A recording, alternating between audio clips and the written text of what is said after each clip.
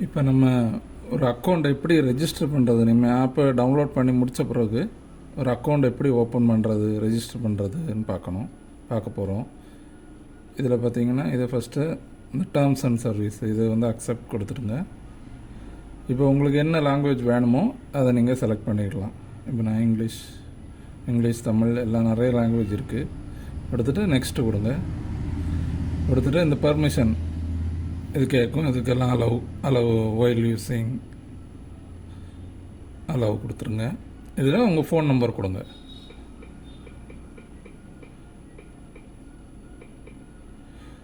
Phone number கொடுத்தாச்சு. கொடுத்துட்டு நீங்கள் லாகின் கொடுத்தீங்கன்னா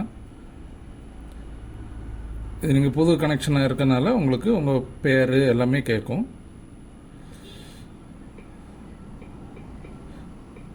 உங்கள் பேர் கொடுங்க. உங்கள் போட்டு பேர் எது இருந்தாலும் போட்டோட பேர் கொடுத்துட்டு, இது வந்து உங்களுக்கு இந்த ஃபிஷ்ஷிங் போட்டா இல்லது சின்ன வள்ளமா, இது வந்து இழுவை போட்டு அது கொடுக்குறோம். அடுத்து மொபைல் நம்பர் நம்ம கொடுத்தாச்சு. இது உங்கள் எந்த ஹார்பர்னு சொல்லிவிட்டு நீங்கள் எந்த ஹார்பர் இதில் வேணாலும் கொடுக்கலாம். கொடுத்துட்டு ரெஜிஸ்டர்னு கொடுத்தீங்கன்னா அது கன்ஃபார்ம் பண்ணி கேட்கும். உங்கள் மொபைல் நம்பர் கரெக்டு தானான்னு செக் பண்ணிக்கலாம். கொடுத்துட்டு ஓகே கொடுத்தீங்கன்னா உங்கள் நம்பருக்கு ஒரு ஓடிபி வரும். நீங்கள் அந்த ஓடிபி உங்கள் மொபைலில் வர நம்பரை இதில் கொடுக்கணும். கொடுத்துட்டு சப்மிட் ஓடிபி கொடுத்தீங்கன்னா போதும். இது வந்து 1 மந்த்து உங்களுக்கு ஃப்ரீ பீரியடு, ட்ரையல் பீரியட் உண்டு.